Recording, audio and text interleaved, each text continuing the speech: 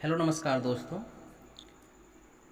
आज की इस वीडियो में हम लोग करने जा रहे हैं class 9th model paper set 1 का सॉल्यूशन, जो आपके आने वाले जो परीक्षाएं अभी जो झारखंड एकेडमिक काउंसिल के द्वारा जारी की जाएंगी उसकी अधिसूचना, उसके लिए ये आपके लिए बहुत ही महत्वपूर्ण होने वाला है।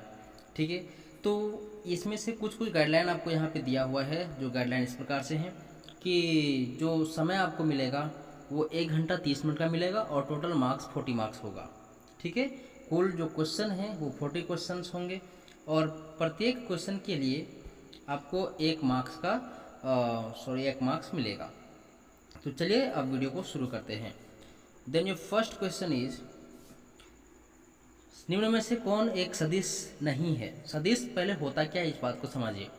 सदिश राशि वैसी राशियाँ होती हैं जिसमें दिशा होता है। सिंपल सा बात समझिए।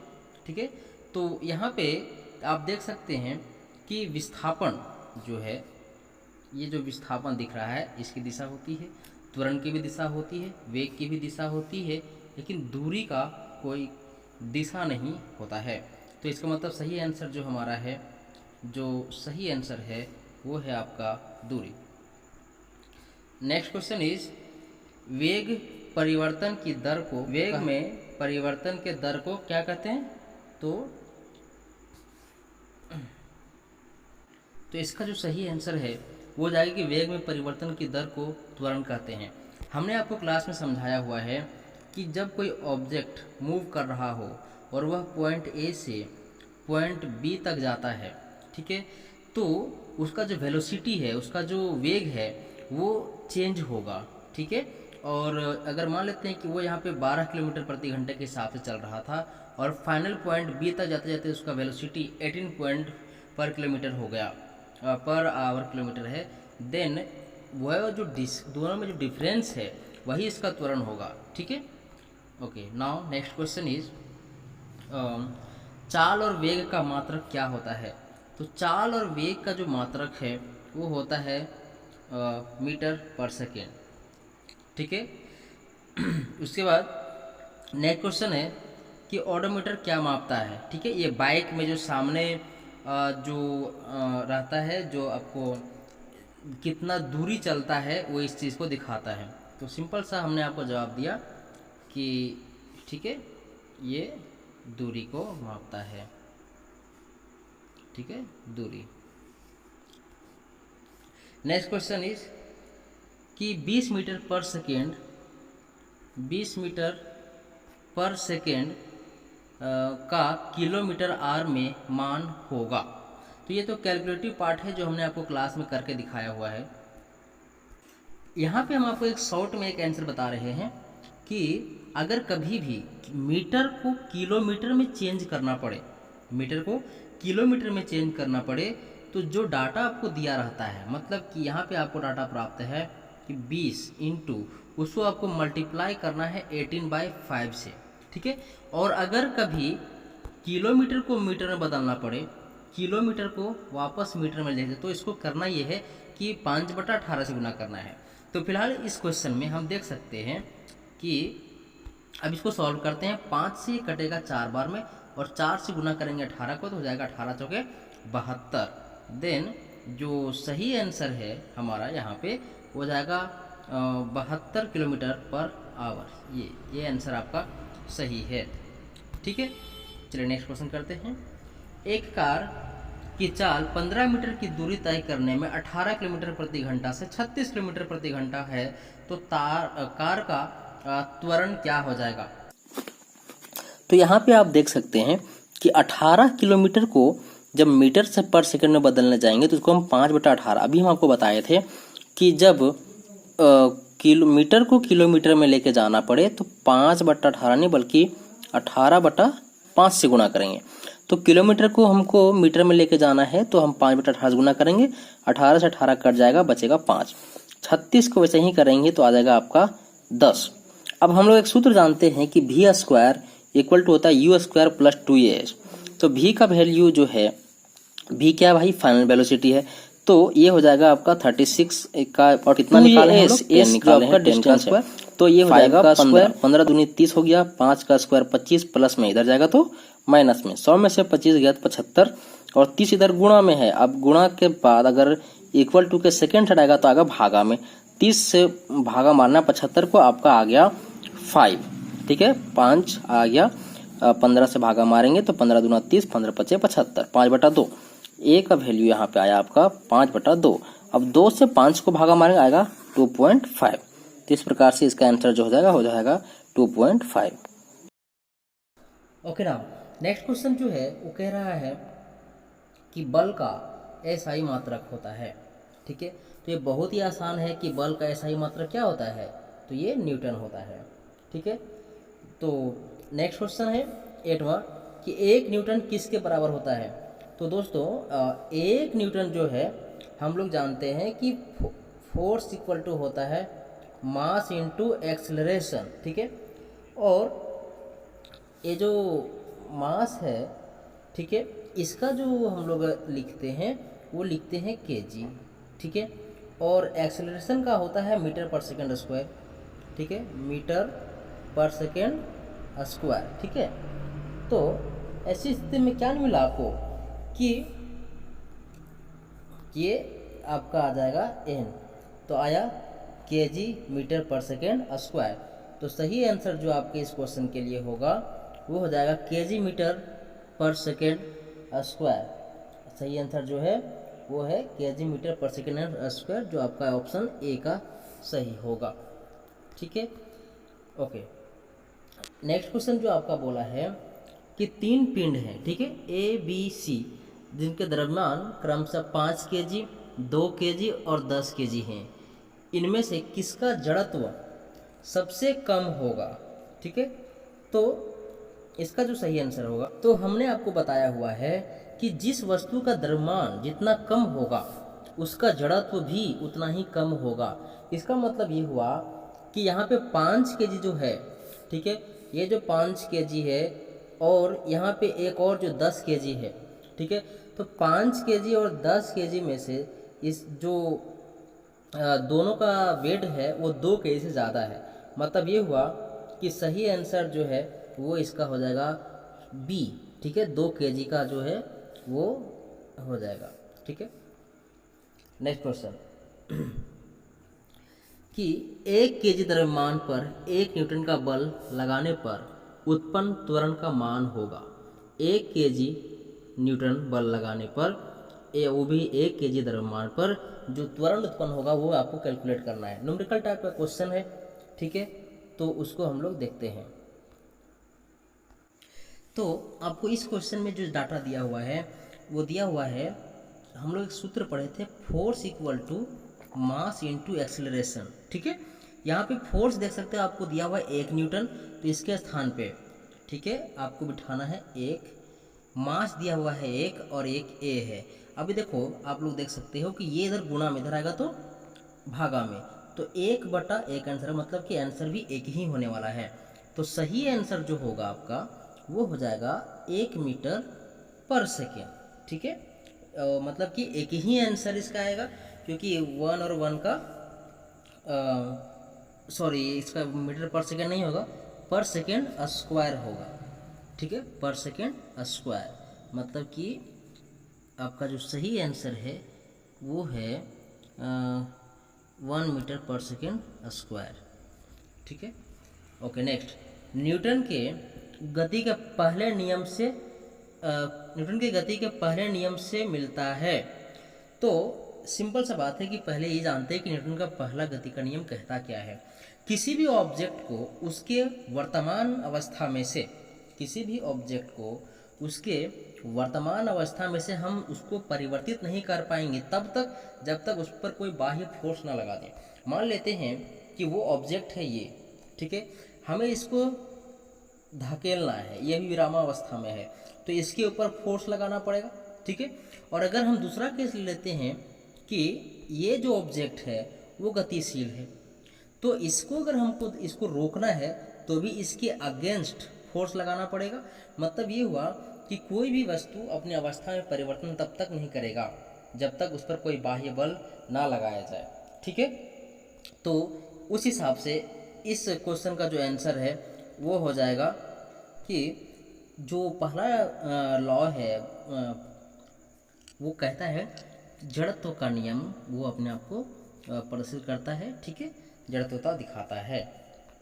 ओके, नेक्स्ट क्वेश्चन जो है कि न्यूटन की गति के कौन से नियम से बल मापने का सूत्र मिलता है, बल मापने का सूत्र मिलता है। तो हमें दूसरे नियम से जो है वो एक सूत्र मिलता है जो बताता है कि बल के मापने को हम लोग मापेंगे कैसे। अच्छा, वो सूत्र क्या है?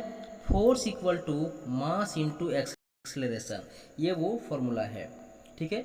नेक्स्ट है कि जी का मान होता है, ठीक है। अब जी क्या है?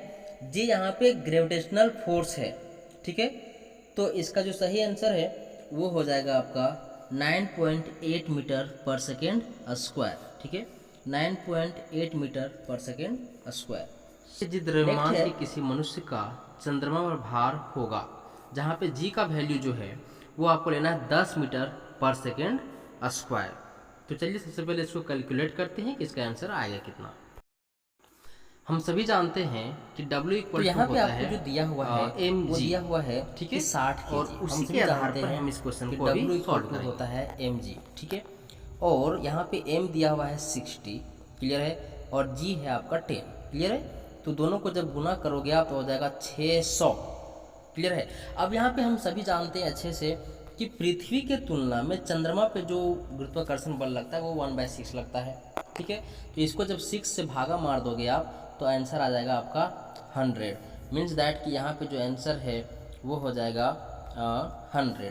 तो ये आपका सही आंसर है जो कि 100 न्यूटन यहाँ पे दिया हुआ है, ठीक है।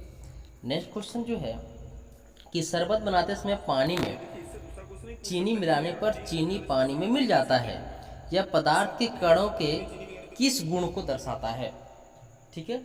मतलब ये कहा जा रहा है कि शरबत बनाया गया और उसमें चीनी घोला गया है पानी में, तो उसमें घुल गया, तो यह पदार्थ के किस गुण को दर्शाता है। तो इसका सही आंसर यहाँ पे एकदम सीधा सीधा दिया हुआ है, सॉरी ये जो सीधा सीधा आंसर है कि पदार्थ के कणों के बीच रिक्त स्थान होता है।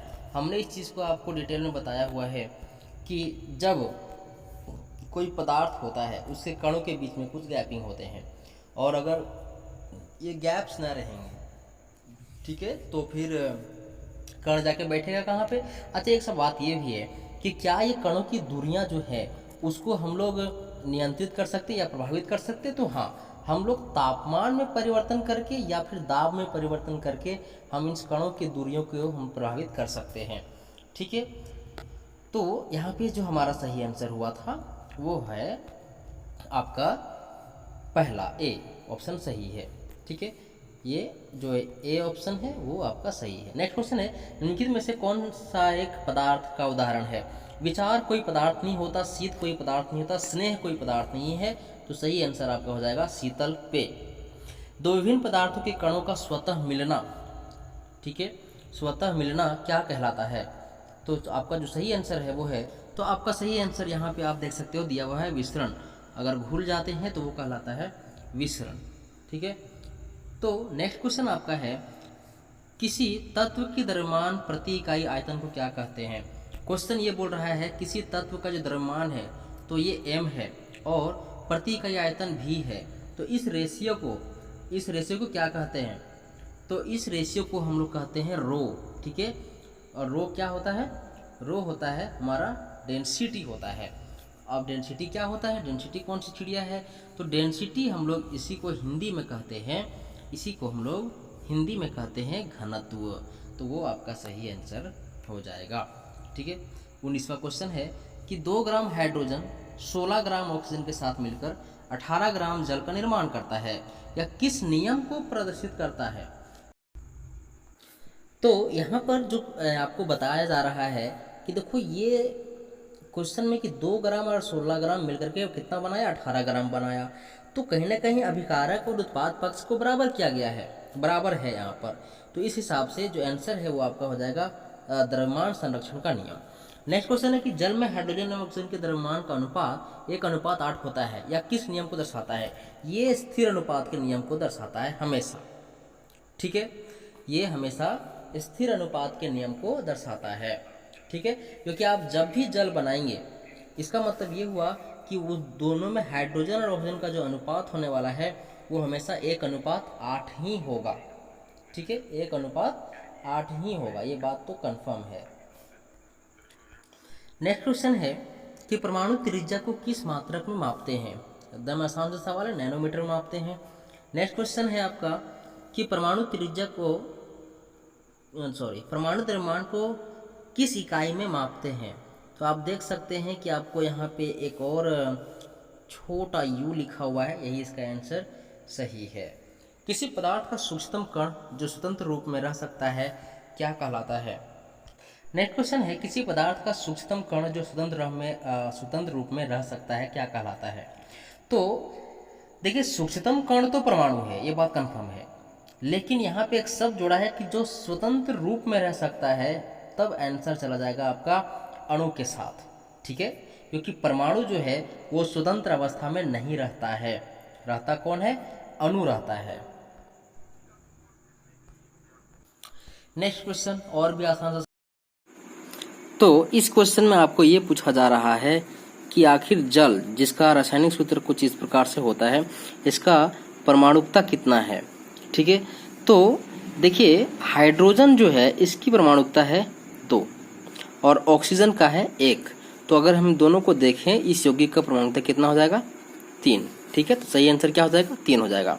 अच्छा, अगला सवाल है कि ammonia, carbon dioxide, calcium carbonate और जल में से किसकी परमाणुकता जो है वो 5 है, ये क्वेश्चन दिया है।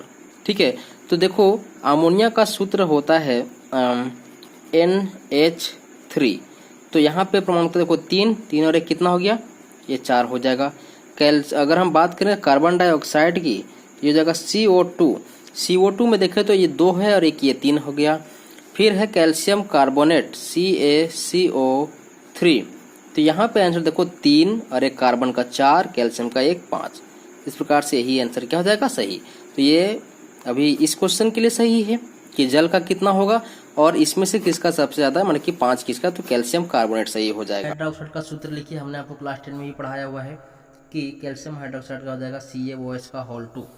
ठीक है, नेक्स्ट क्वेश्चन है कि नाइट्रिक अम्ल का आणविक द्रव्यमान ज्ञात कीजिए। अब नाइट्रिक अम्ल का सबसे पहले आपको ऐसे पता होना चाहिए कि इसका सूत्र क्या होता है। ये उल्टा होगा, HNO3 होगा, HNO3।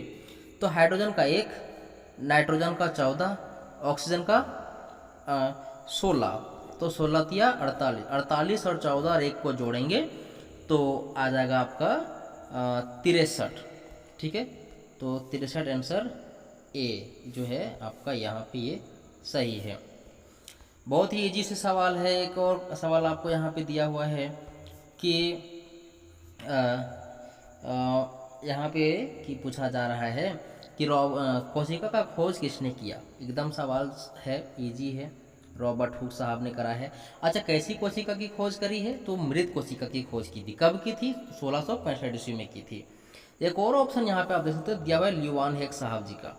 तो ल्यूवान हेक वो व्यक्ति था जो पहला जीवित कोशिका ढूंढा था और 1674 ईस्वी में इन्होंने ढूंढा था। नेक्स्ट क्वेश्चन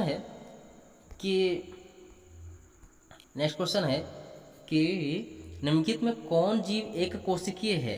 तो यहाँ पे एकदम साफ सा बात है, पैरामीशियम जो है वो एक कोशिक जीव है। ठीक है, और ये क्लास 10th में भी आपको पढ़ना है। ठीक है, तो पैरामीशियम एक कोशिक जीव है। नेक्स्ट क्वेश्चन की पादप कोशिका का सबसे बाहरी परत क्या होती है। तो कोशिका भित्ति होती है। कोशिका झिल्ली के बाहर एक और परत होता है, उसी को कोशिका भित्ति कहते हैं। ठीक है, नेक्स्ट क्वेश्चन है कि कोशिका भित्ति किससे बनी होती है। ठीक है, तो कोशिका भित्ति आप सभी जानते हैं कि सेल्यूलोज से बनी होती है ये। ठीक है, कोशिका झिल्ली को कोशिका बाहर से अपने भोजन को तथा अन्य पदार्थों को ग्रहण करने की प्रक्रिया को क्या कहते हैं। तो इसको हम लोग कहते हैं एंडोसाइटोसिस।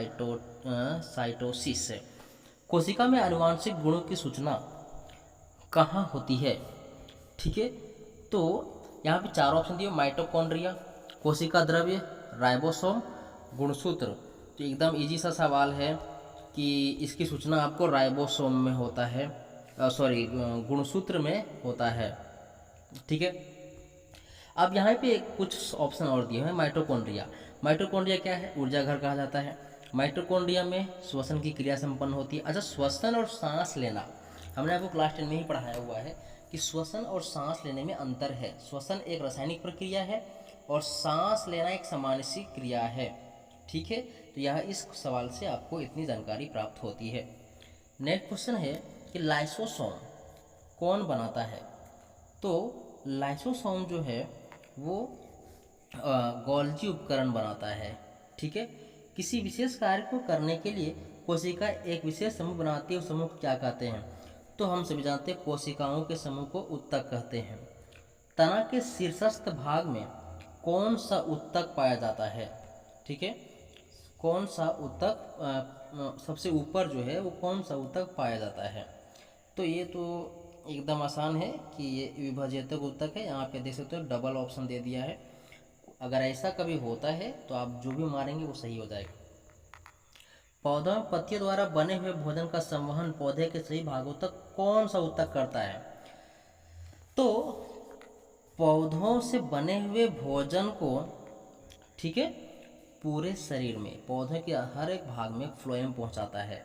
अच्छा, फिर जल को कौन पहुंचाता है? तो जल को पहुंचाने का काम रहता है हमारे जाइलम अंकल के पास। ठीक है, नेक्स्ट क्वेश्चन है कि अस्थि एवं मांसपेशियों को जोड़ने वाली रचना है। तो अस्थि और पेशियों जो जोड़ता है उसका नाम है टेंडन। ठीक है, नारियल के रेशे में कौन सा उत्तक पाया जाता है? तो ये स्क्लेरेंकाइमा। अस्थि एक उत्तक है। अस्थि का मतलब समझ रहे हैं? अस्थि मतलब हो रहा है हड्डी। तो ये किस प्रकार का उत्तक है? ठीक है, तो अस्थि जो है वो एक संयोजी उत्तक है। तो इस प्रकार से आपके 40 प्रश्न का जवाब आपको वीडियो में दे दिया गया है। ठीक है, तो आप लोग फटाफट सारे वीडियो को इसको देखिए और सेट 2 जल्दी ही अपलोड हो जाएगा। तो इसमें से अगर कोई कन्फ्यूजन आपको रह गया तो आप हमें कमेंट कर सकते हैं या फिर कल के क्लास में आप हमें पूछेंगे।